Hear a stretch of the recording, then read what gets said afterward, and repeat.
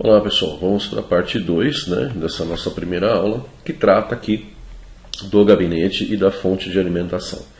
No vídeo anterior nós falamos um pouco sobre o gabinete e agora a gente vai retomar com a fonte de alimentação.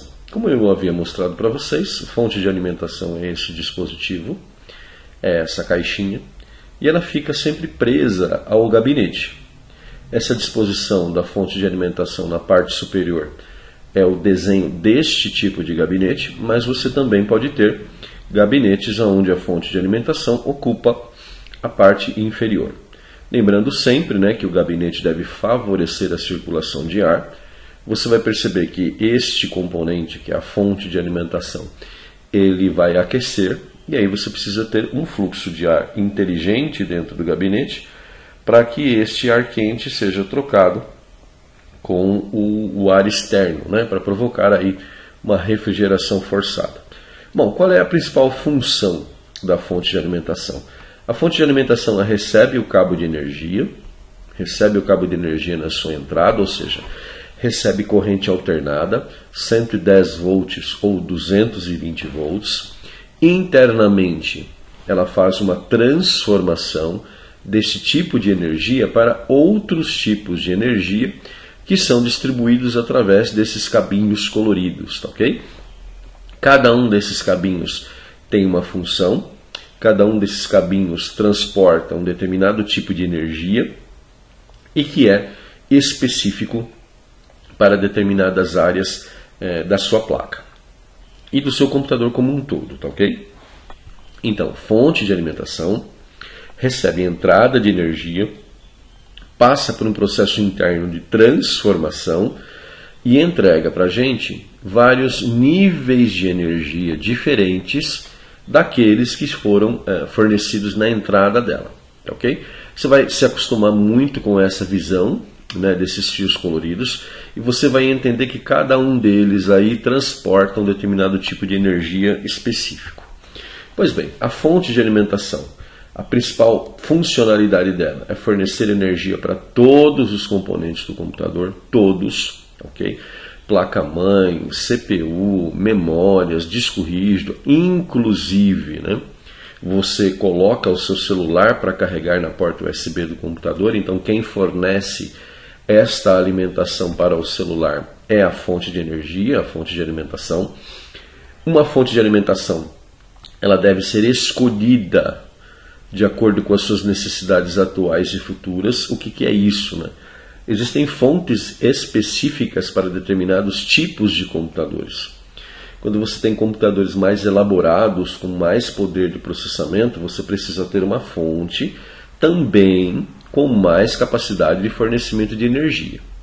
Okay? Então isso é fundamental entender. Quando você compra um gabinete, dentro do gabinete já vem uma fonte de alimentação. Mas essa fonte de alimentação ela é básica. Se você vai ter dispositivos adicionais ao seu computador, você vai ver que vai haver a necessidade da substituição da fonte por uma fonte de qualidade melhor. Ok? Então, um elemento principal que a gente deve considerar quando a gente vai comprar uma fonte de alimentação é um conceito físico chamado potência.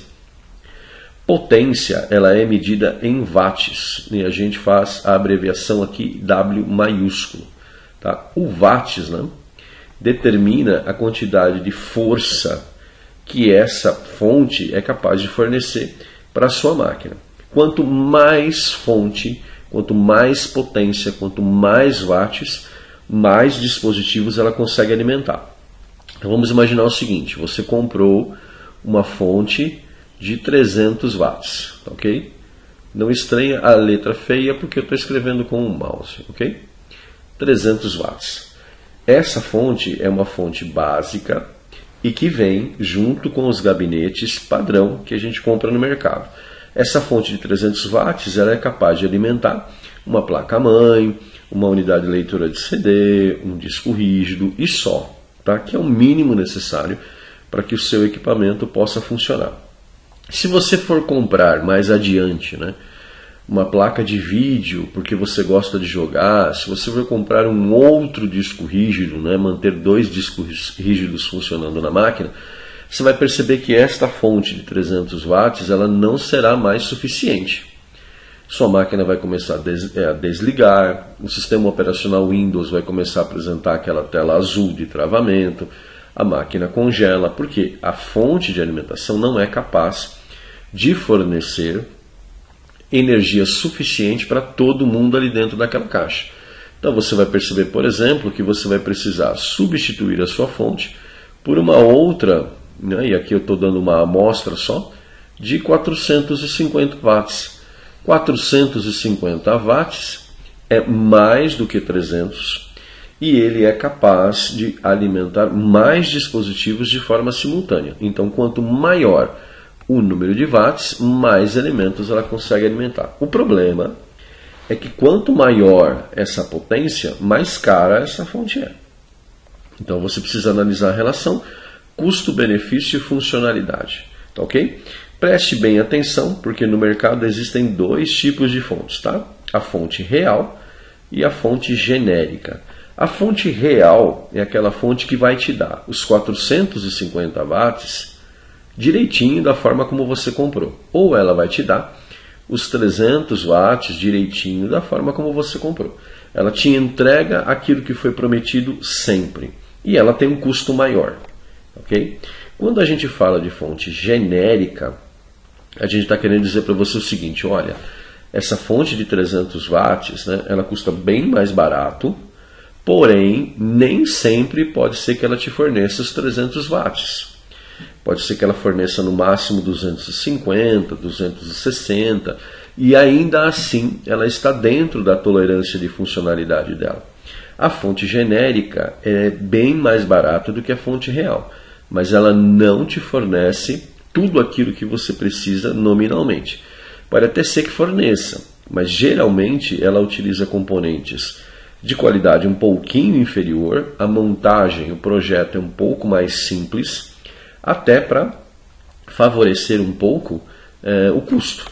Okay? Então, quando você monta um computador popular, ou quando você tem em mãos um computador popular, você está falando de uma fonte genérica. Quando você compra uma máquina, compra as peças e monta um equipamento de qualidade superior, a gente está falando de uma fonte real. Okay? Então, potência é a ideia de quantidade de força, de energia que essa fonte é capaz de te fornecer. Quanto maior a potência, mais equipamentos de hardware você consegue colocar. Quanto mais potência você consegue colocar, mais cara é essa fonte. Okay? Nesse exemplo aqui, vocês têm uma fonte, né, com um sistema de refrigeração na parte superior dela. Okay? Aqui a gente tem um outro tipo de fonte, e observe que o sistema de refrigeração está na parte traseira. A fixação da fonte ao gabinete é feita através destes parafusos aqui. Ó. Você tem sempre 4 furos na fonte de alimentação e você tem 4 furos no gabinete. Okay? Para soltar, você afrouxa os 4 parafusos e retira a fonte. Para colocar uma nova, você coloca a fonte e prende os parafusos. Essas medidas, né, das posições dos furos é padrão, ou seja, qualquer fonte cabe em qualquer gabinete teoricamente. Por quê? Se você tem uma fonte com saída de refrigeração para cima, você não pode ter essa fonte colocada num gabinete onde não há espaço de refrigeração entre a fonte e o topo do gabinete. Então, esse tipo de característica você precisa ficar atento ou atenta. Tá? Mas essa furação ela é padrão. Algumas fontes de alimentação têm este tipo de chave, que é uma chave liga-desliga para a fonte de alimentação, mas não é padrão. Fontes genéricas mais baratas, elas não trazem essa chavinha. Tá? Quem vai determinar se a máquina vai ligar ou não é o próprio computador, é o botão de power na frente do gabinete. E toda fonte de alimentação tem essa entrada de energia, né? A entrada de tomada. Observa que a gente tem aqui no meio entre o interruptor e a tomada uma chave seletora de voltagem que deve ser ajustada manualmente. Tá, ok? Então ela tem duas posições, a posição 110 e a posição 220. Você deve chavear de acordo com a sua rede elétrica. Aqui a gente tem uma fonte de alimentação com 2 ventiladores, tá? É uma fonte de alimentação mais parruda, que a gente chama. Aqui você tem uma saída ou entrada de ar traseira, e aqui você tem uma entrada ou saída de ar na parte superior. Dá para a gente perceber que ela tem aqui a chave liga-desliga, e a gente tem o cabo de energia. Também dá para perceber que aqui atrás a gente tem a chave seletora. Pessoal, o que é importante, né? Essas máquinas e essas fontes, elas podem não ser de chaveamento automático, como é o caso do celular. Então fique atento a isso, né? Sempre que você comprar uma fonte, a fonte ela vem chaveada automaticamente para 220 volts. Tá, ok? Se você ligar essa fonte numa tomada de 110 volts, ela não vai ligar. Então, antes de você passar vergonha com o vendedor, né, verifique se a chave seletora de voltagens não está indicada para 220. Se a sua rede elétrica for 110, você deve atuar sobre a chave seletora e modificar para 110 volts. Tá, ok? Essa fonte de alimentação ela requer também um gabinete um pouquinho diferente pelo fato de ter um sistema de refrigeração na parte superior. Aqui a gente tem a evolução das fontes, né? E são 4 modalidades que a gente tem. Os computadores mais antigos utilizavam aí a tecnologia AT, muito antigo. Você tinha um interruptor para ligar e desligar. O sistema operacional não desligava a máquina sozinho. Tá? Depois, nos próximos capítulos, quando nós falarmos aí dos sistemas operacionais, você vai entender bem o que eu estou te falando. Esse sistema caiu, não existe mais. Tá? Esse sistema é o que a gente chama de sistema de legado, é um sistema antigo, e ele foi substituído pelo sistema ATX. O sistema ATX foi um sistema novo, com o advento do Windows 95, né? Ele permitia que a própria máquina desligasse, se autodesligasse pelo sistema operacional e pela placa-mãe, mas só que ela foi até a versão 2.1. Tá? A versão 2.1 foi o limite de produção dessas fontes. O ATX padrão ele já não existe mais, e a gente agora passa a ter o ATX 12V, que é o padrão atual, que é o sistema atual. Tá bom?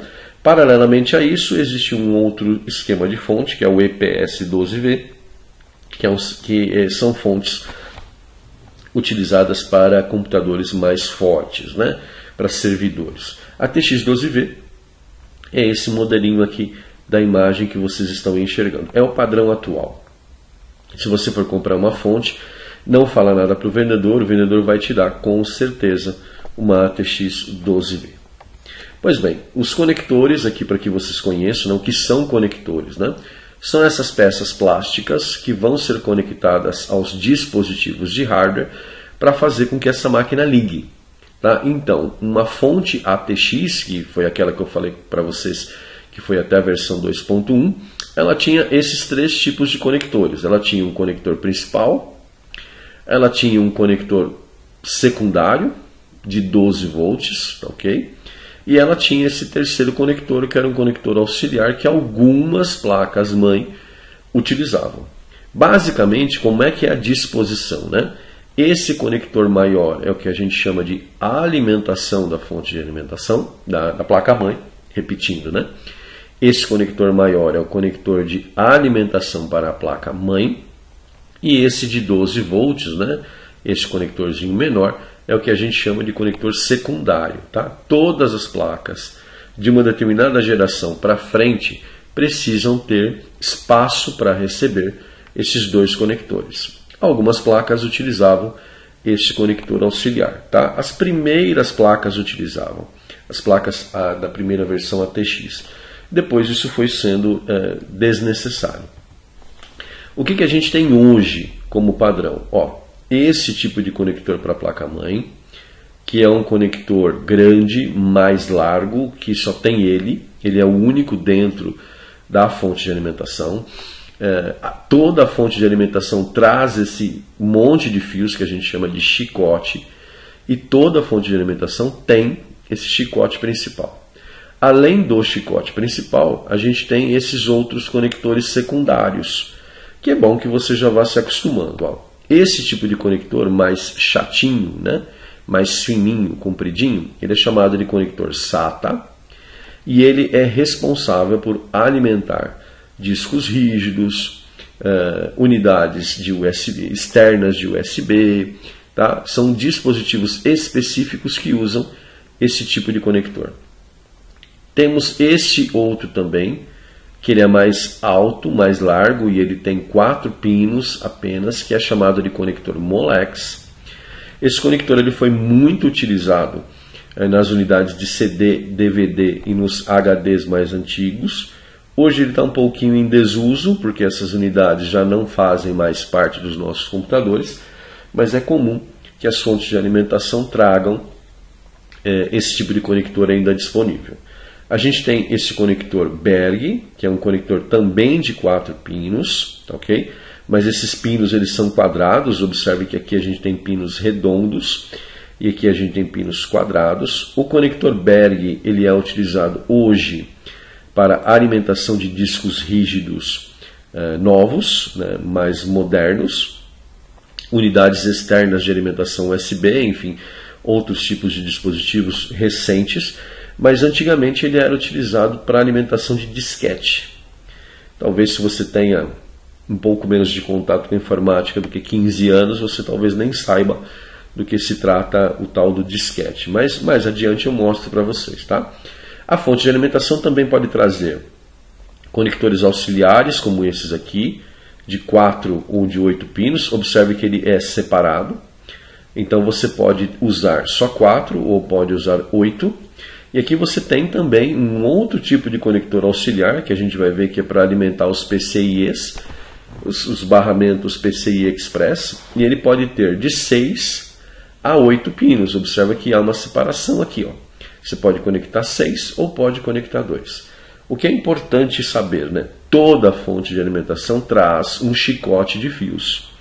E esse chicote de fios traz conectores.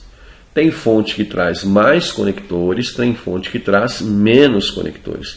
Mas todas elas terão esse conector central, tá? Que é o principal de todo o sistema de alimentação.